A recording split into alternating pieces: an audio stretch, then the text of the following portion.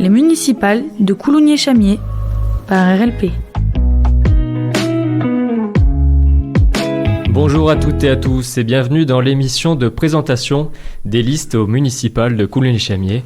La liste de Patrick Capot aujourd'hui, candidat à la mairie de Coulommiers-Chamiers pour les élections municipales du 15 mars 2026. La liste s'appelle Coulommiers-Chamiers, une ville citoyenne, solidaire, écologique. Liste d'union à gauche, composée du PCF, dont est issu Patrick Capot, mais aussi du PS, des Verts, de Place Publique. Donc pour les auditeurs et auditrices qui n'habitent pas à Coulommiers-Chamiers, RLP vous a aussi préparé une carte interactive que vous pouvez retrouver sur le site de RLP en page d'accueil. Et dedans, vous retrouverez la plupart des articles de presse de toutes les autres communes de Dordogne. Et on publiera aussi, bien sûr, les résultats du premier tour et du deuxième tour sur d'autres cartes. Pour les Coulommiérois, vous pourrez écouter cette émission en rediffusion.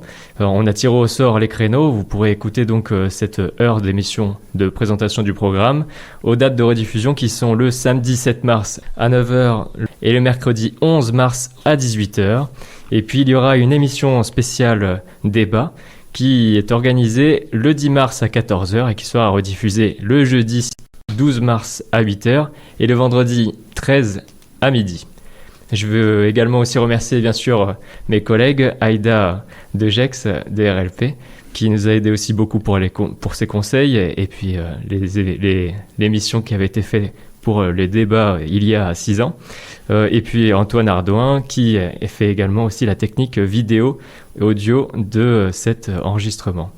Bien sûr, Émile Tranchon, un grand merci pour la préparation de la qualité vidéo de cet enregistrement. Cette émission est découpée en plusieurs chapitres. Dans un premier temps, nous verrons la présentation de la tête de liste, puis il y aura le listage des programmes, des points du programme, et puis on finira avec une présentation des colistiers avant de conclure un peu sur cette partie. On passe donc à la partie tête de liste. Les municipales de Coulommiers-Chamiers par RLP.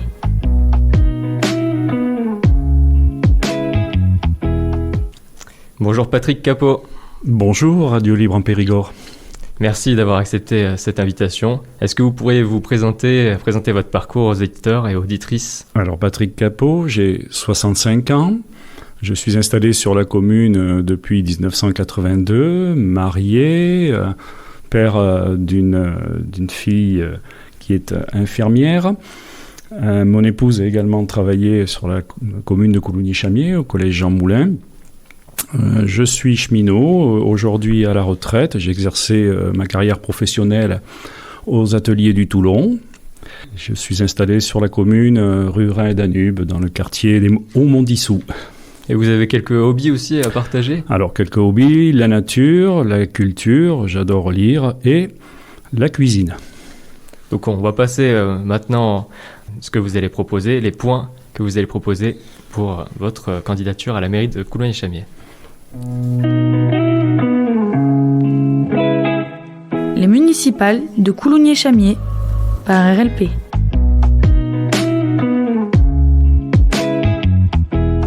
Donc pour la partie programme, vous avez tous reçu dans vos boîtes à lettres ce dépliant, donc avec 3 pages de programme, 15 chapitrages que vous avez sélectionnés avec votre équipe et une 50aine de points que nous allons prendre dans l'ordre.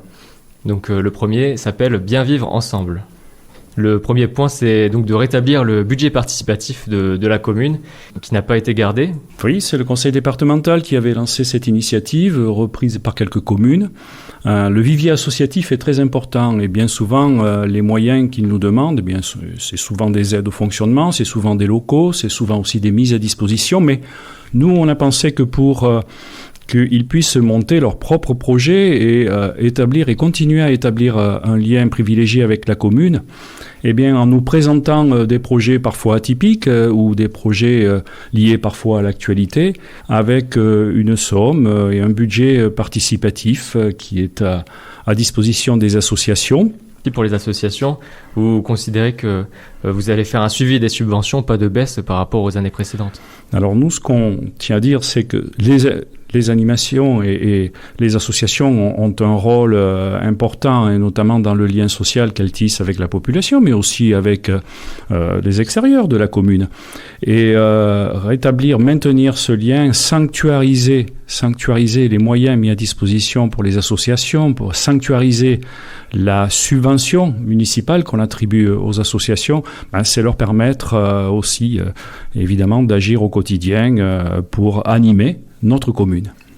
Qu'est-ce que c'est instituer un lien intergénérationnel? Alors, je fais un retour en arrière concernant cet établissement. L'EHPAD Jean Gallet est un EHPAD qui était destiné à fermer sous gestion privée. Et une bataille, notamment de pétition, nous a permis de maintenir ouvert cet EHPAD Jean Gallet, de l'adosser à une structure publique, puisqu'il était géré par une association qui était en difficulté financière. Donc pour sauver cet EHPAD, nous l'avons adossé et mené la bataille, pétition des habitants à l'appui pour le maintenir ouvert et l'adosser à une structure public.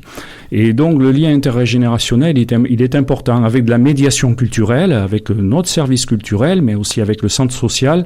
Eh bien, c'est aujourd'hui en travaillant le lien intergénérationnel, c'est-à-dire les plus vieux qui vont vers les résidents de l'EHPAD, ou inversement, les résidents de l'EHPAD qui viennent sur nos lieux de culture, nos lieux d'animation, pour pouvoir profiter des uns des autres et transmettre ce lien intergénérationnel sur une exposition, par exemple, sur une animation théâtrale, sur de la danse, évidemment appropriée aux possibilités physiques des résidents de l'EHPAD.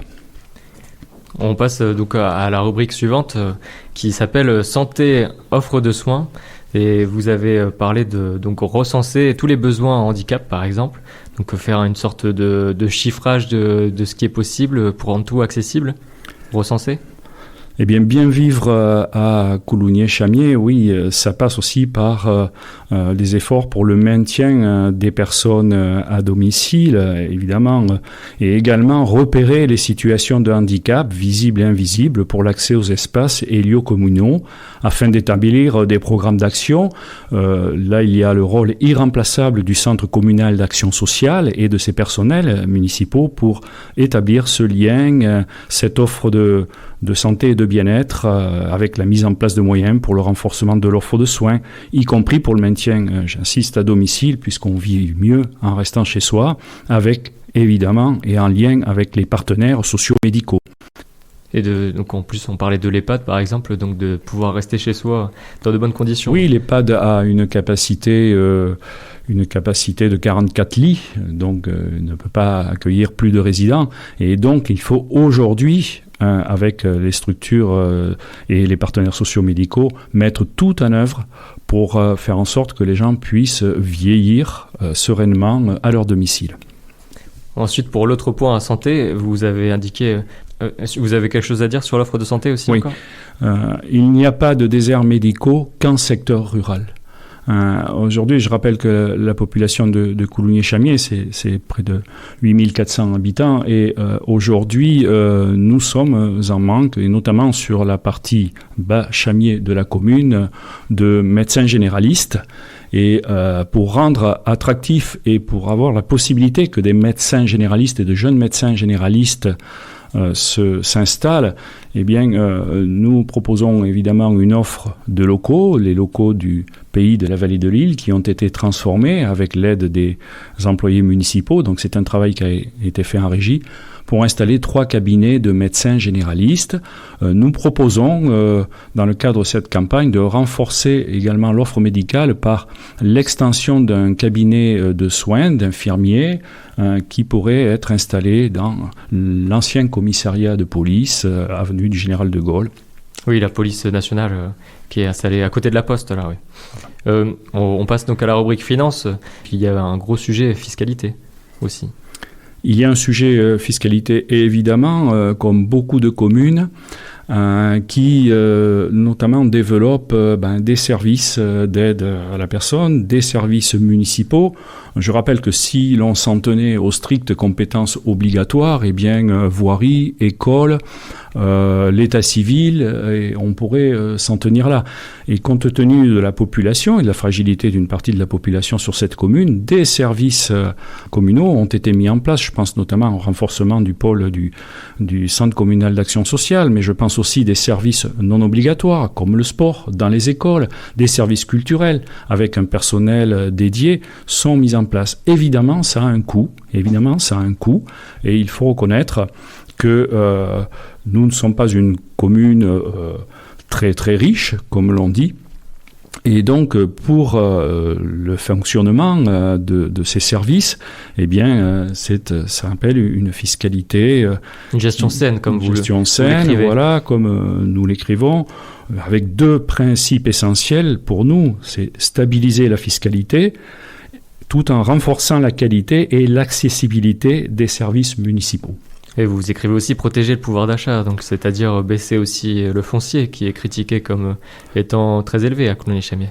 Il y a deux choses, évidemment l'accès à nos services, je pense notamment à la restauration scolaire, voilà, donc avec des prix attractifs pour que les familles puissent et les élèves puissent avoir accès à des repas de qualité dans nos écoles, et également le foncier.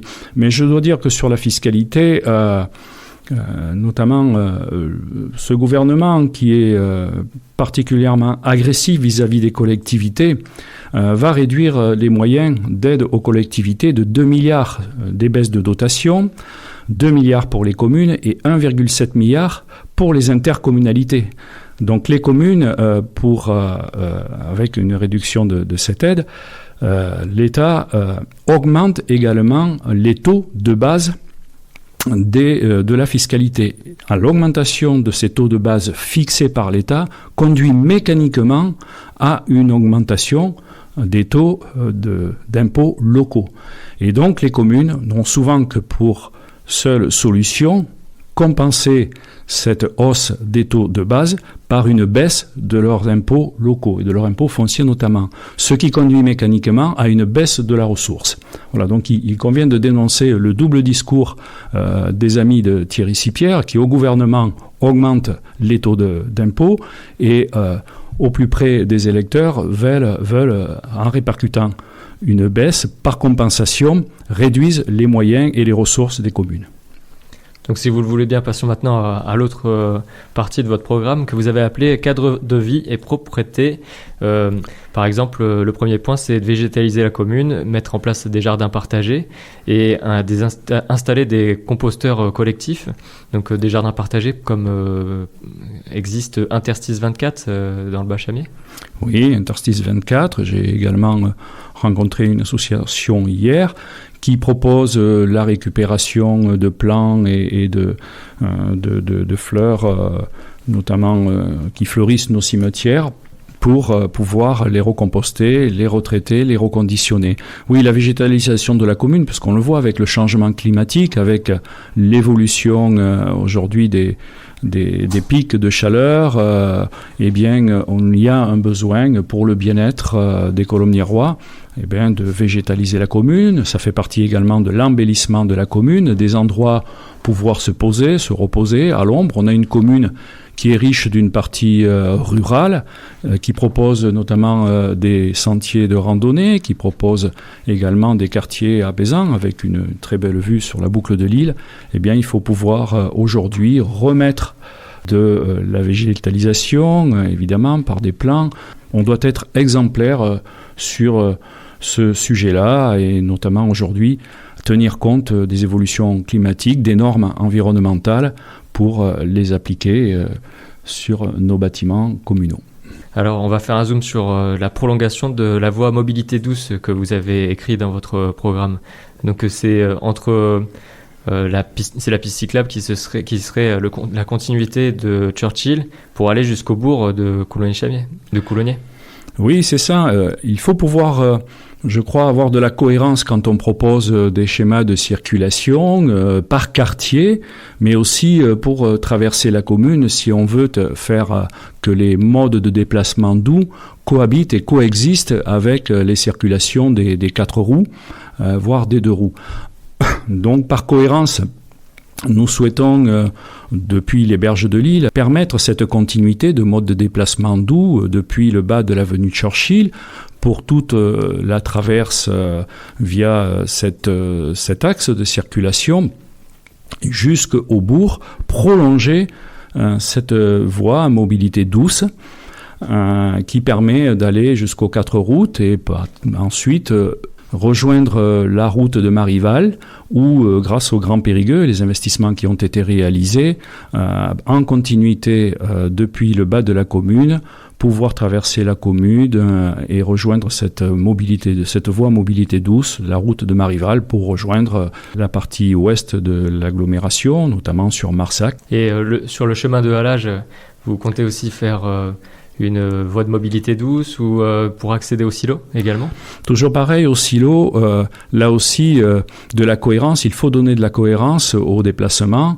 Et dans ce quartier du Bachamier, au silo, une passerelle est prévue pour relier le silo au sans réserve, pour traverser et rejoindre les berges de l'île.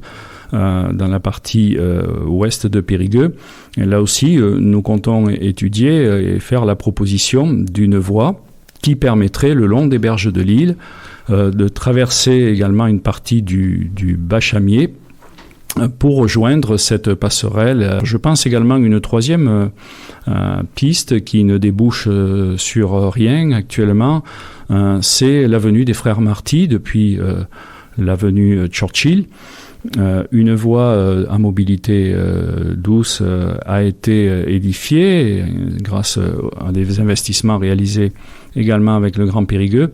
Et donc on est en train, et on propose, que cette voie puisse poursuivre dans les quartiers, notamment en dessous de la rue Louis Blériot et vers la rue Richelieu. Vous avez noté une mise en place d'un schéma de circulation dans les quartiers et en concertation avec la population. Comment ça va s'organiser ? La commune de Coulommiers-Chamiers est ainsi faite qu'elle s'est constituée, et le maillage de cette commune est constitué de quartiers, et pour les relier les uns aux autres, il ne faut pas que les avantages ou les aménagements de voirie des uns posent des problèmes aux autres, et par cohérence, et pour avoir de la cohérence dans les modes de déplacement, dans les schémas de déplacement et de circulation, il conviendra, je crois que c'est les principes de la démocratie, de consulter les habitants du quartier. Des quartiers, ce sont eux les usagers qui connaissent le mieux leur quartier et qui pourront nous aider, en les consultant, à établir des schémas de circulation cohérents. Quand on investit plus de 3 millions et demi dans les travaux et le cadre de vie, l'entretien de la voirie et du patrimoine, il vaut mieux avoir l'avis des habitants du quartier pour réaliser des choses non contraignantes, mais mis en place avec l'assentiment des habitants du quartier pour qu'ils soient également utilisateurs et pour que cela fonctionne. Donc passons à la rubrique école, vie scolaire et périscolaire.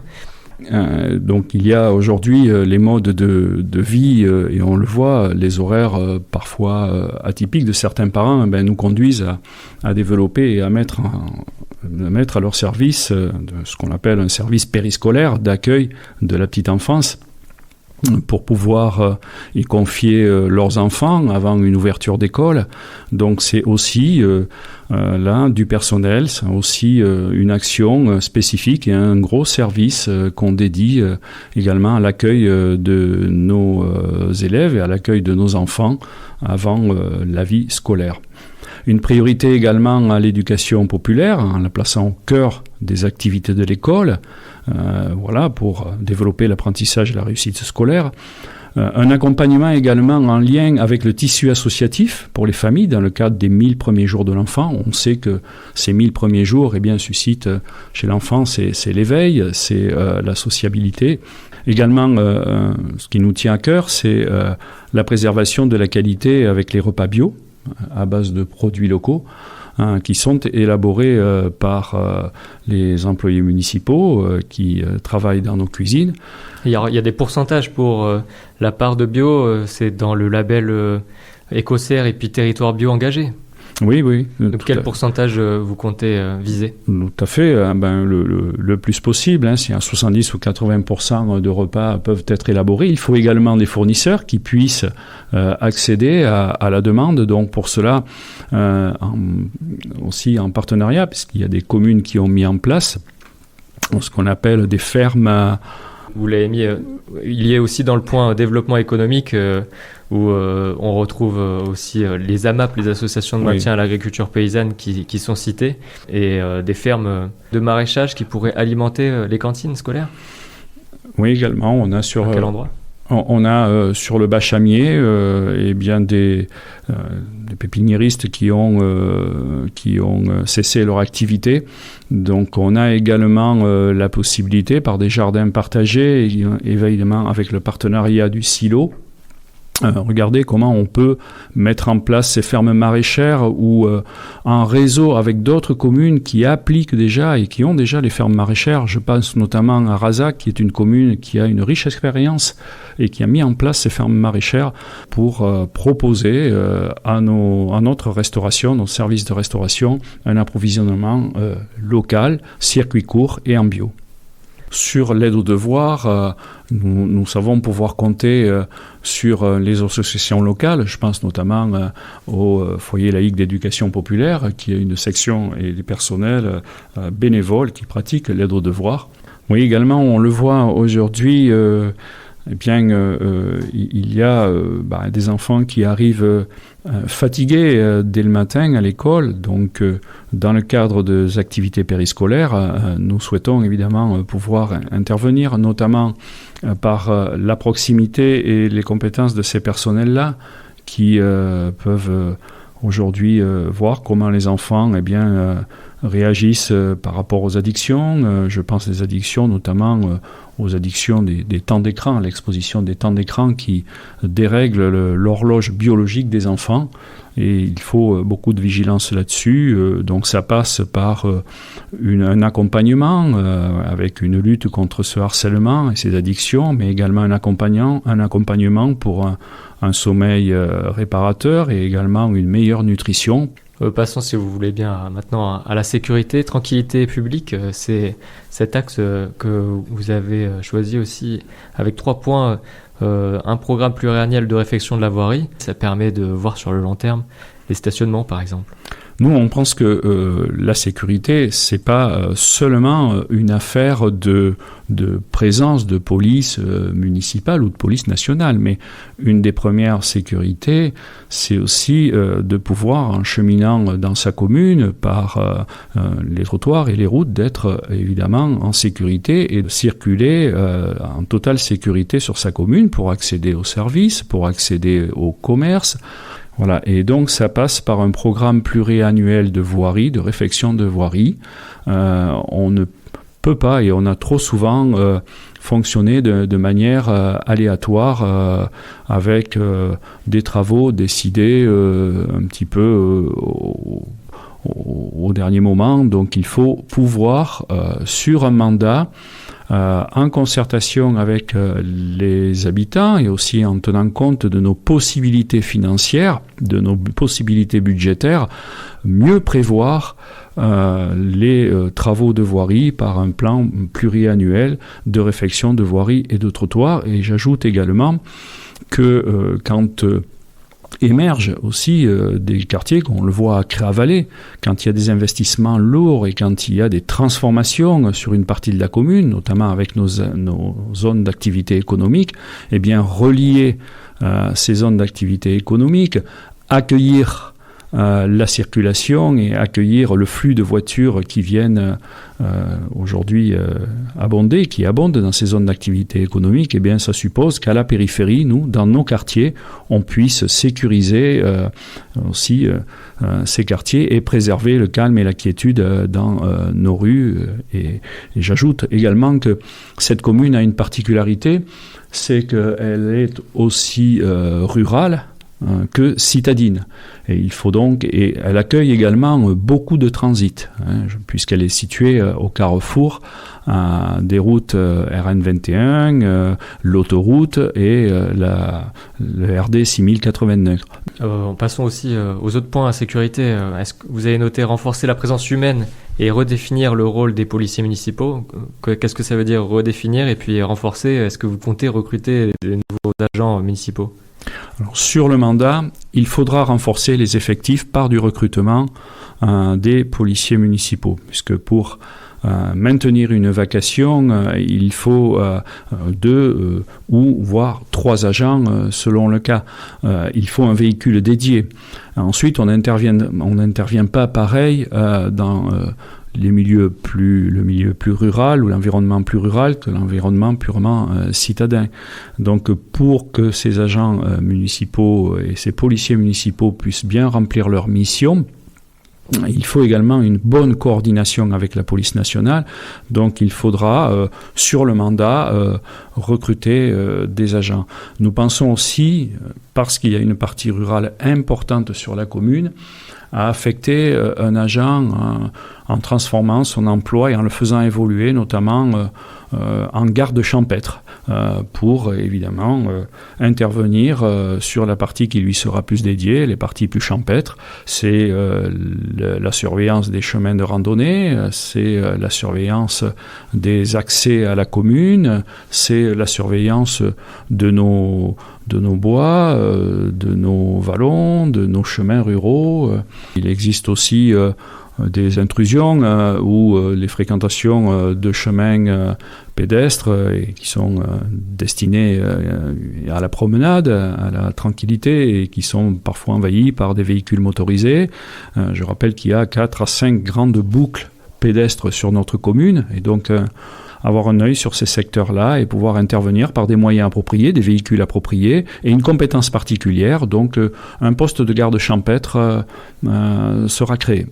J'ajoute que sur la sécurité, on le voit, le maire sortant, Thierry Sipierre, ne pouvait pas ignorer la fermeture du commissariat de secteur à Coulommiers-Chamiers.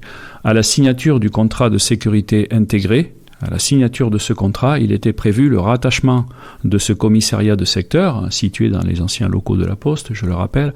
Il était prévu de rapatrier les effectifs de ce commissariat de secteur au commissariat central de Périgueux. Donc 2 commissariats de secteur ont fermé, celui de Boulazac et celui de Coulommiers-Chamiers.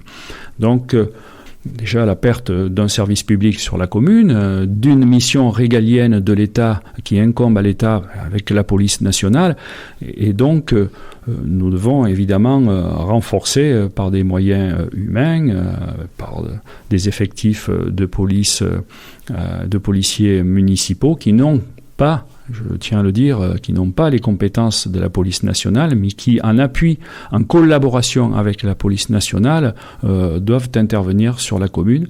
Également, la vidéosurveillance, c'est quelque chose qui est appelé à évoluer. Leur avis, et je crois qu'aujourd'hui, on doit avoir une réflexion sur l'installation de moyens audiovisuels de surveillance. Je pense notamment aux entrées et sorties de ville, qui doivent faire l'objet d'une vidéosurveillance. Pour le transport maintenant, mais par exemple sur la navette ferroviaire, et donc là c'est plutôt à la région avec laquelle il faut dialoguer. C'est à la région et c'est aussi à la SNCF, et je crois que quand on a la chance d'avoir sur notre commune un axe ferroviaire, une section ferroviaire, eh ben, il faut aussi se battre, il faut être vigilant pour maintenir et participer, je crois, à toutes les mobilisations qui concourent à maintenir le transport ferroviaire. Donc nous, ce que nous demandons, et nous appuierons les syndicats de cheminots dans cette démarche-là, mais aussi en appelant à l'aide de la population pour le maintien intégral de la navette ferroviaire qui va de Mussidan à Niversac, dans un vrai service public ferroviaire, et son intégration dans la convention régionale, puisque la région est autorité organisatrice du transport ferroviaire. Également le retour d'un financement d'État solide, puisque c'est le principe du service public, pour garantir les continuités des dessertes. Eh bien, c'est d'abord un maillage équitable, une péréquation tarifaire, et ça passe aussi avec des statuts de personnel et le maintien de la présence humaine et des cheminots et pour permettre ce service public. Une réorientation donc claire des fonds publics vers les besoins de la population, pas vers les profits privés, et notamment permettre le développement de la navette ferroviaire. Ça passe par des investissements sur la signalisation et sur la modernisation de notre infrastructure ferroviaire. Donc ça ne peut se faire aussi, et nous avons de la chance sur la commune d'avoir un atelier, l'atelier voie de Chamiers, qui lui est compétent pour intervenir sur la remise en état et la modernisation du réseau classique et de cette étoile ferroviaire de la Dordogne. Et pour être complet sur la navette ferroviaire, nous souhaitons même que puisse être discutée son extension vers Thiviers, parce qu'il est intéressant d'avoir une circulation ouest-est, mais également un axe, l'axe Périgueux-Limoges ou Limoges-Périgueux, depuis Thiviers. Cette navette ferroviaire pourrait aussi drainer un flux d'usagers vers la ville-centre. Donc vous parlez aussi d'une halte ferroviaire pour desservir le silo. À cette halte ferroviaire située au Bas-Chamiers qui existe, qui permettait aux cheminots qui travaillaient à l'atelier voie de Chamiers de s'arrêter à proximité de leur lieu de travail. Et aujourd'hui, on le voit depuis, avec notamment l'édification du silo et la mise en œuvre de ce formidable outil culturel, peut-être que puis des villes ou des gares comme Mussidan, Saint-Astier, qui peuvent se rendre sur les manifestations organisées par le silo et ainsi s'arrêter et permettre le désenclavement de cette partie de la commune qui aujourd'hui reste enclavée. C'est un accès par l'avenue de l'Aide de Tassigny qui est cul-de-sac. Donc le rail est une solution au désenclavement plutôt que d'utiliser le tout-voiture.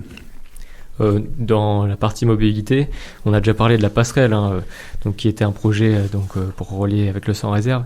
On peut aussi parler de la tarification, donc la gratuité de Péribus, qui est un point que au Grand Périgueux, d'autres communes souhaitent faire pendant ces campagnes municipales. Et le transport Péribus est financé essentiellement par une contribution des entreprises via le versement de transport. Et donc la billetterie ne représente que 10 à 13% des recettes qui abondent pour le transport, notamment pour Péribus. Oui, c'est une proposition que nous mettons sur la table, la gratuité des transports, pour le rendre évidemment encore plus accessible, pour le rendre attractif.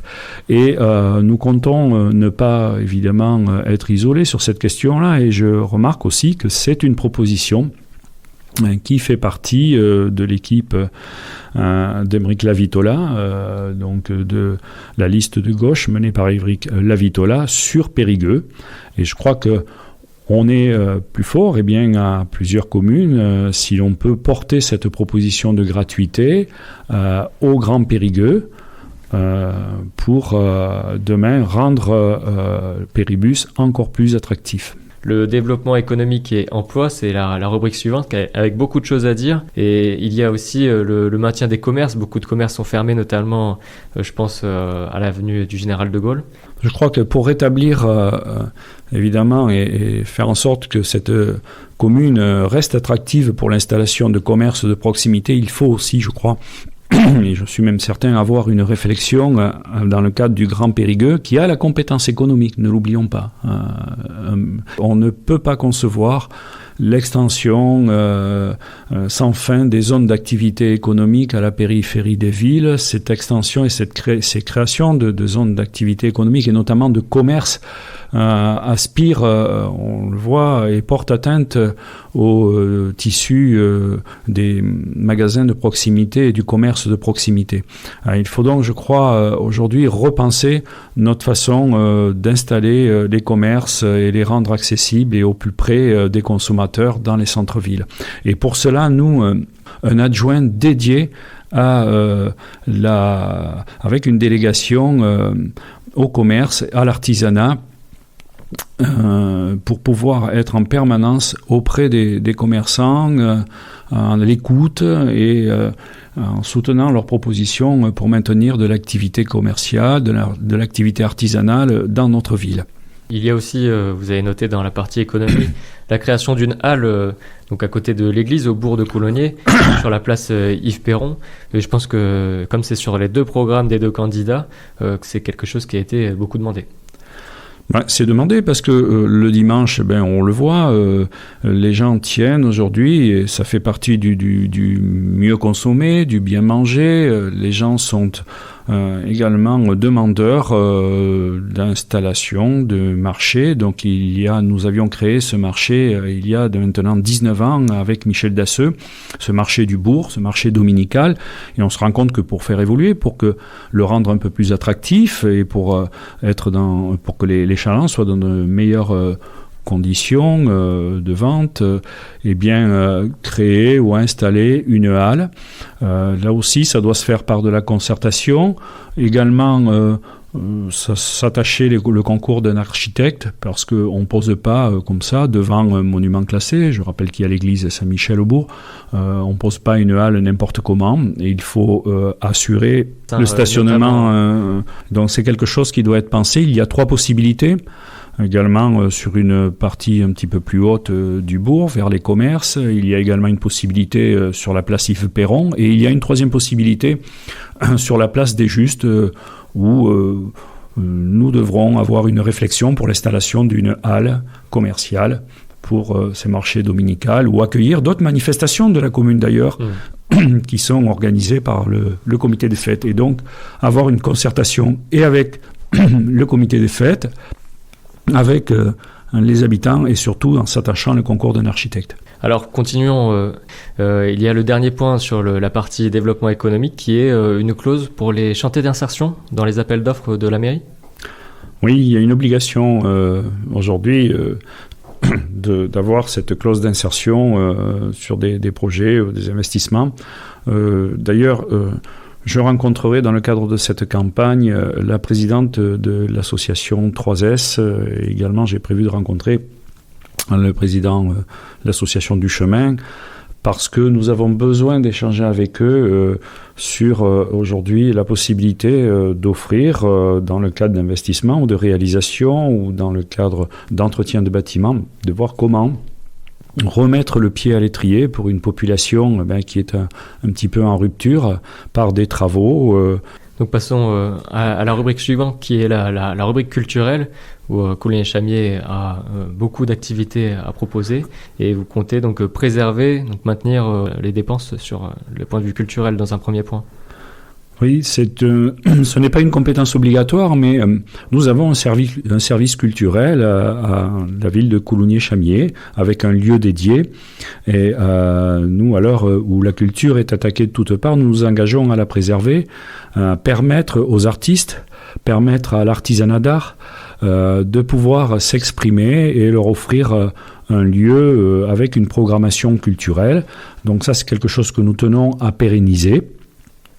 Nous tenons également à le faire pour que, avec de la médiation culturelle, des publics qui n'ont pas accès à la culture ou qui ne prennent pas le temps peut-être de se rendre sur des lieux culturels puissent y avoir accès, puissent être accompagnés pour apprécier une exposition, pour apprécier la confection des œuvres d'art. Et également, on a la chance d'avoir un pôle des cultures urbaines important qui s'implante avec le silo sur la partie basse de la commune, et bien voir comment, en lien avec des associations, par convention, je pense notamment avec la compagnie Oui-Dire, permettre que ces associations culturelles puissent, en lien par convention avec la mairie, continuer à animer le territoire et les quartiers de notre commune.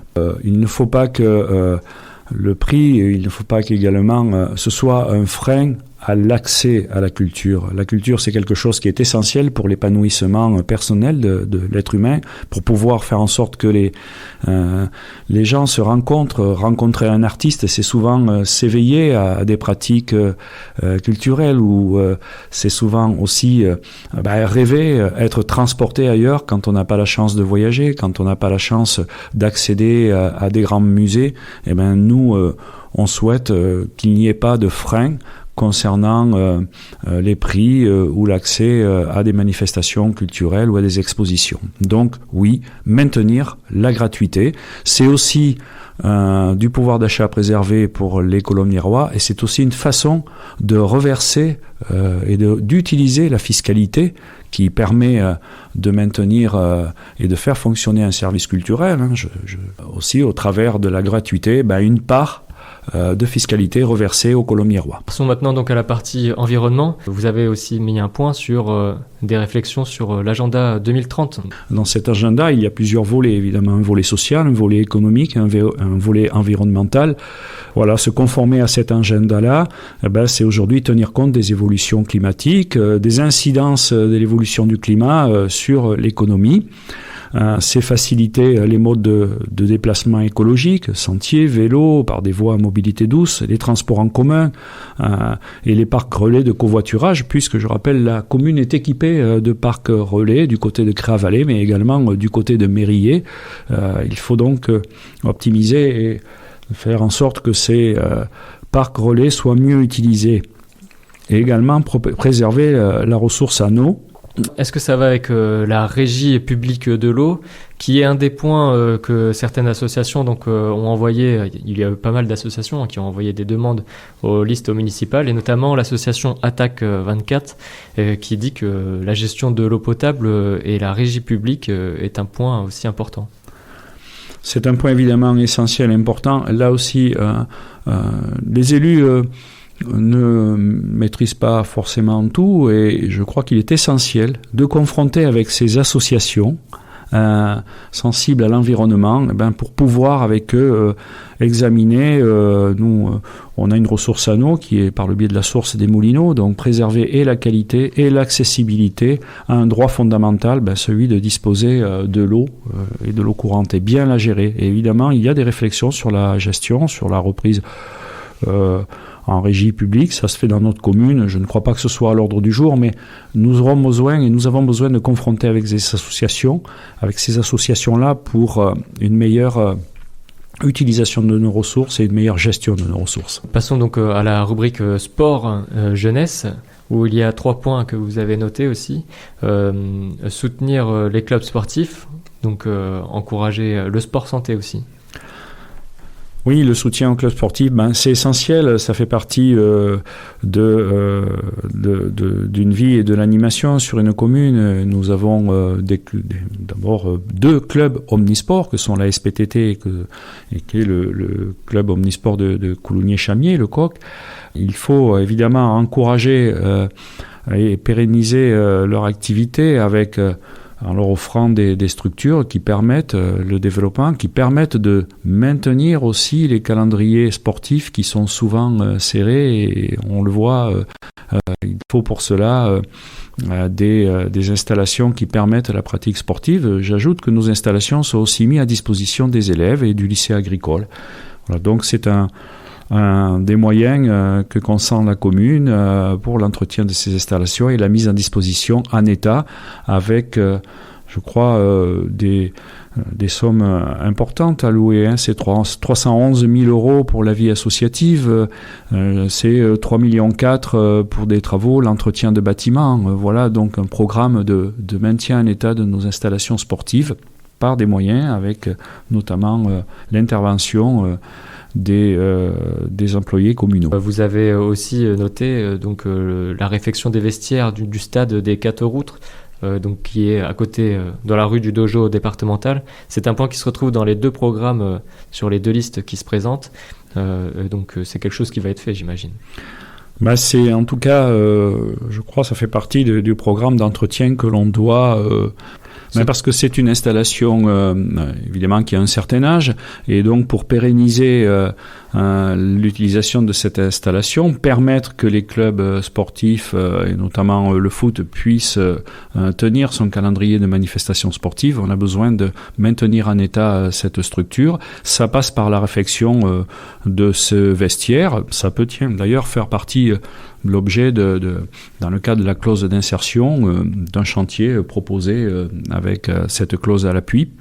Les clubs, évidemment, nous les recevons et ça fait partie d'un point de notre début de mandat. Si nous sommes élus majoritairement, c'est d'abord une rencontre avec les associations de la commune pour faire le point avec les présidents, avec les bureaux des associations et recueillir leurs attentes.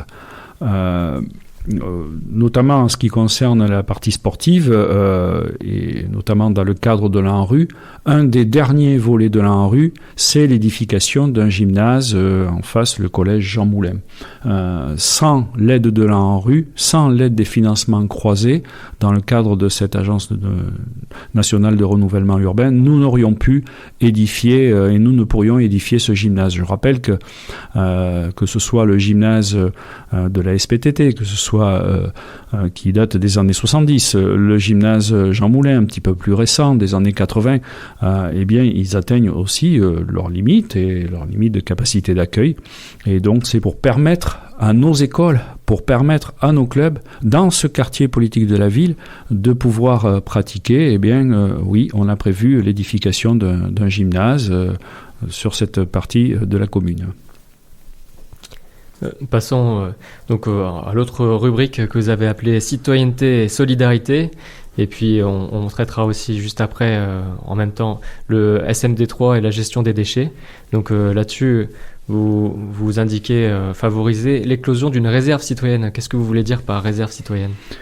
Eh bien, l'éclosion d'une réserve citoyenne au profit des échanges des savoirs intergénérationnels dans tous les domaines. Il y a aujourd'hui des colomniéroises ou des colomniérois aujourd'hui, quand survient un événement particulier, ça peut être aussi une catastrophe, ça peut être aussi la mise à disposition de compétences que possèdent des gens pour permettre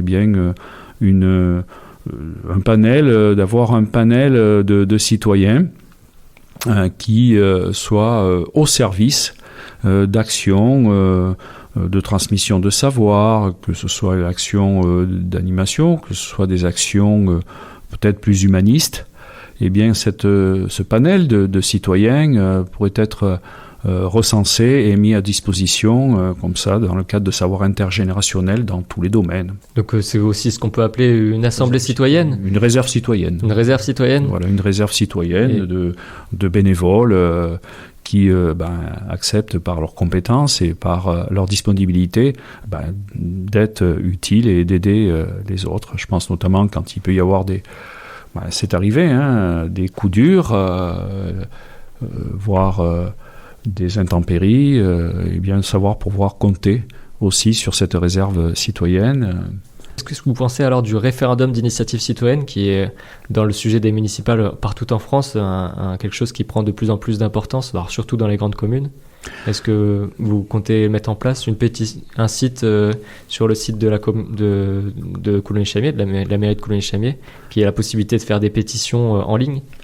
Mais également quand on est confronté à des investissements lourds, quand il y a, je crois, quand surviennent des événements particuliers sur la commune. Je pense notamment au débat actuellement qu'il y a au sujet du SMD3, au sujet du traitement des déchets et de la gestion des déchets. Eh bien, peut-être, pourquoi pas, associer les citoyens à des décisions, ou en tout cas avant de prendre une décision, prendre l'avis des citoyens. Oui, dans le cadre... Les référendums d'initiative citoyenne permettent aux habitants en fait, des communes de pouvoir se positionner et dire on est nombreux pour cette proposition. Et vous avez parlé justement du SMD3. On a reçu sur cette antenne l'association Lutte Déchets 24 qui propose 4 points à proposer à toutes les listes. Et donc il y a le moratoire qui se retrouve aussi dans la rubrique déchets, annuler la redevance incitative et l'ouverture des points d'apport volontaire. Donc là-dessus, oui. Vous êtes d'accord avec les propositions de l'association Lutte Déchets 24 ? Oui, on a vu comment Aujourd'hui, la redevance incitative rend impossible toute tarification sociale. Et ça, je tiens à le dire, malgré les efforts, il faut saluer la démarche de la sénatrice Marie-Claude Varayas, qui a porté jusqu'au Sénat la possibilité d'appliquer cette tarification sociale pour faire évidemment baisser les tarifs et permettre l'accès aux points d'apport volontaire d'une partie de la population. Eh bien, cette redevance incitative, on a vu que notamment la majorité de droite au Sénat s'y est opposée. Il faut donc aujourd'hui, je crois, remettre tout sur la table. Et évidemment, on voit que le passage de la taxe d'enlèvement des ordures ménagères avec la redevance incitative a induit des hausses de factures importantes. Et donc, nous demandons un moratoire sur l'application de cette redevance incitative. Et pour que ça reste incitatif, justement, eh bien, il faut une tarification qui permette l'accès au PAV ou en tout cas l'accès aux déchetteries. Nous ne sommes pas seuls et nous ne sommes pas isolés sur ce volet. Je note que la ville de Périgueux demande également un moratoire, demande un accès illimité aux points d'apport volontaire. Et nous sommes aussi pour des composteurs qui permettraient de biodéchets mis à disposition dans les quartiers, évidemment, avec tout l'entretien que cela nécessite, qui permettent d'alléger les apports au PAV. Donc en fait, vous respectez oui. bien sûr l'ouverture illimitée, le moratoire. Voilà. Ouverture et il y a illimitée, aussi moratoire. Dans un des points qui a été indiqué aussi par l'association Lutte Déchets 24, c'est aussi la mise en place de composteurs. Donc vous l'avez mis aussi, les biodéchets. Hein. La redevance incitative a aussi posé évidemment des coûts d'accès trop élevés. Je pense notamment aux nounous agréés. C'est pas supportable de voir et comment penser que une maman qui vient retirer évidemment ou chercher son petit auprès de la nounou reparte avec une poche remplie de couches. Je pense également, avec le vieillissement de la population, aux personnes incontinentes ou atteintes de maladies qui peuvent, là aussi, ça grève aussi de manière importante leur budget pour l'accès aux déchets et aux ordures ménagères. Il faut donc ce moratoire et pouvoir aujourd'hui, dans le cadre de la loi, instaurer une tarification sociale. Dernier point donc sur la partie citoyenneté et solidarité, c'est une accession à l'habitat, donc dans la partie plutôt solidarité là, et l'aide aux personnes âgées. D'abord, il faut, je crois, sans l'ANRU aujourd'hui, l'habitat collectif sur cette commune serait désastreux. Il faut bien avoir conscience que l'habitat, c'est un droit fondamental. Le droit au logement est un droit fondamental pour tous les habitants et notamment pour les Colombiérois. Donc grâce à l'ANRU, nous avons pu, et dans le cadre de ce projet, renouveler 364 logements et donc maintenir une offre d'habitat à l'habitat collectif sur la commune, mais également avec d'autres partenaires, avec des lotisseurs privés et l'aide aux personnes âgées pour pouvoir rester et vieillir à son domicile quand on a travaillé toute une vie pour maintenir son habitat, pour se maintenir dans sa maison. Eh bien, il faut pouvoir accompagner le vieillissement des personnes âgées et le maintien à domicile. Ça passe par des partenariats avec évidemment des partenaires avec le Centre communal d'action sociale notamment.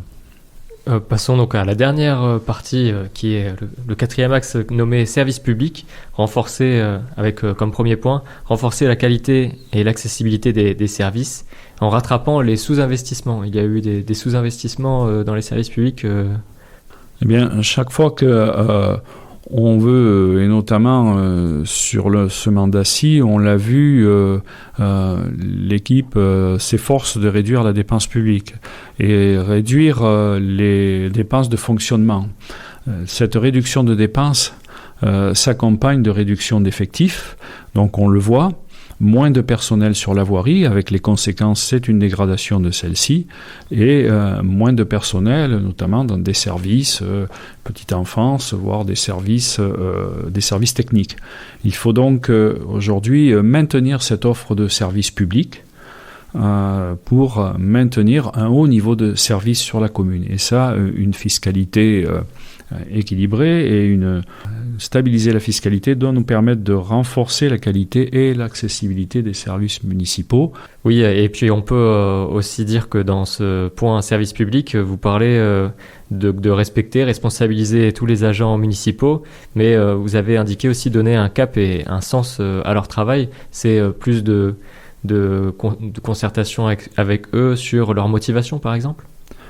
Mais d'abord, nous, concernant les employés municipaux et les organisations syndicales, leurs représentants syndicaux, nous répondrons à un questionnaire qu'ils nous ont adressé. Et nous sommes attachés au service public territorial et nous sommes attachés au statut des personnels. Voilà, donc faire en sorte que la précarité ne s'installe pas dans les services publics municipaux. Également, dès notre installation, nous travaillerons à préparer avec eux, dès le début du mandat, un projet d'administration et remettre à jour ces projets d'administration qui permettent aussi un lien avec tous les services municipaux. Et enfin, un dernier point, c'est aussi le transport à la demande. Mais il y a deux aspects. Il y a l'aspect, évidemment, service à la personne, et puis il y a l'aspect des services également pour l'enlèvement de déchets. Donc, la création de services à la demande, eh bien oui, quand il y a une manifestation, comme on a une commune étendue, il y a aussi la nécessité de transporter des personnes sur des lieux de manifestation, et donc transport à la demande avec nos minibus, avec nos personnels, devra être mis en place. Nous, on s'engage à effectuer ces transports à la demande pour que l'accès aux manifestations soit permis à tous. Et également, nous rétablirons l'accès à des bennes dédiées aux déchets verts, qui est un service de transport que nous avions organisé. Nous sommes équipés de bennes mises à disposition pour les particuliers. Bien oui, quand ils font de la tonte, quand ils taillent leurs arbustes, leurs haies, de pouvoir mettre à disposition ces bennes avec des services municipaux pour qu'ils puissent déposer leurs déchets verts, et ensuite nos services les achemineront ces déchets vers les déchetteries. Les municipales de Coulommiers-Chamiers par RLP.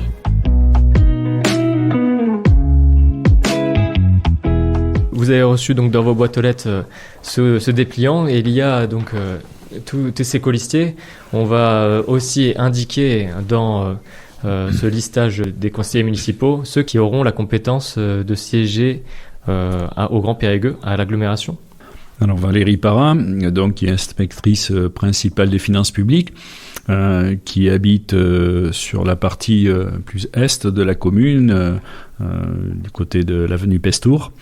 Voilà, qui est en numéro 2, siège numéro 2 sur cette liste. Je tiens à dire d'abord que ces candidats pour une ville citoyenne solidaire et écologique composent une liste de donc 30 personnes, 29. Il y a 29 conseillers municipaux à élire, et on a une personne suppléante en fin de liste. Donc le premier tiers de la liste, ou un tiers de la liste, pardon, se compose de candidats qui ont une expérience d'anciens élus et qui ont aussi une solide expérience en matière d'intervention municipale, en matière politique, qui sont aussi des acteurs politiques, des militants politiques qui sont encartés, d'autres sont encartés, d'autres non. Un autre tiers également de candidats qui sont issus du milieu associatif, qui participent, qui sont de plein pied dans leur vie, dans la vie et dans l'animation de la commune. Et enfin, un troisième tiers qui est composé d'un panel de candidats qui n'ont pas spécialement d'expérience municipale, mais qui, eux, parce qu'ils habitent la commune, parce qu'ils habitent des lieux ou des quartiers pertinents de la commune, nous aider dans notre réflexion et dans la mise en œuvre de notre projet et de notre programme municipal. Et il y a ensuite, en troisième position, En troisième position, Philippe Gory, 55 ans, qui est syndicaliste, inspecteur des finances publiques, qui est élu sortant à mes côtés. En quatrième position, Claude Deramchi. Claude a 67 ans, mais qui est monitrice éducatrice retraitée, qui a également une expérience de conseillère municipale et qui a été même maire adjoint sous les mandats de Jean-Pierre Roussary. Ensuite, Claude Deramchi, donc qui sera au Grand Périgueux. Vous pouvez citer ces personnes qui ont été sélectionnées pour siéger au Grand Périgueux. Et sur Philippe Gory, qui est venu en studio, je dois te dire que parmi toutes les associations qui ont proposé des idées et puis des propositions au municipal, il y en a une qui est située à Coulommiers-Chamiers, et donc c'est l'association Couleurs Citoyennes, où tout habitant de la commune de Coulommiers-Chamiers pouvait proposer des idées. Que pensez-vous des 120 idées qui ont été listées par Couleurs Citoyennes ? Alors, nous sommes inspirés et nous avons travaillé avec Couleurs Citoyennes et notamment à partir de thèmes et notamment de journées de réflexion sur les thèmes et les compétences d'une municipalité en ce qui concerne la vie culturelle, la voirie, l'écologie, le budget municipal, santé, bien-être, les déchets domestiques. Nous nous sommes aussi appuyés sur cette expertise et j'ai moi aussi participé à ces travaux de réflexion et d'idées qui ont permis également d'étayer notre programme, et certaines idées ont été reprises dans le cadre de des propositions qui sont soumises au vote des Colombiérois pour ces municipales. Donc on peut lister ensuite, après Claude Deramchi, il y a aussi David Bernard qui sera aussi à l'agglomération. Alors, en cinquième position. Voilà, David Bernard, 56 ans, qui est un adjoint technique territorial, qui, si nous sommes majoritairement élus, siégera au Grand Périgueux et qui, lui, habite sur la partie basse de la commune du Bas-Chamiers. Ensuite, Catherine Méniel, 67 ans, contrôleur des finances publiques retraité, qui siégera également au Grand Périgueux, si nous sommes élus majoritaires. Elle habite le quartier de Bellevue, qui est ce lotissement sur le plateau de la commune, sous la rue Édouard Michel. Ensuite, Abdelhamid El Mouefak, 69 ans, maître de conférence à l'université, qui est retraité, qui sera élu également au Grand Périgueux, si nous sommes majoritaires. Abdelhamid a déjà une solide expérience en matière de finances municipales. Il était adjoint aux finances sous les mandats de Michel Dasseux et Jean-Pierre Roussary, et également dans la mise en œuvre du projet d'administration de nos services. Et l'élaboration de ce projet se fera avec ses compétences. Donc lui habite sur la partie plutôt centrale de la commune, le chemin des Verriers. Ensuite, on a Dina Mouamoussa, 25 ans, qui est une jeune colombiéroise, qui est chargée de clientèle et qui, elle, est intervenante et notamment qui entraîne nos équipes de lutte au gymnase Céline Dumerc dans le cadre de sa passion pour la lutte. J'ajoute que Dina Mouamoussa habite l'avenue Eugénie Coton, donc dans le quartier de la cité Auriol. Ensuite, Gérard Bousseton, 70 ans, maître artisan pâtissier, chocolatier. Il est bien connu des Colombiérois puisque c'est lui qui a mis en œuvre et qui a été à l'initiative de la création du Salon du chocolat sur cette commune, qui est une manifestation phare que nous proposions aux habitants et même extérieurs, puisqu'il y avait jusqu'à 3000 personnes qui participaient à ce salon, avec des exposants chocolatiers qui venaient de tout le département.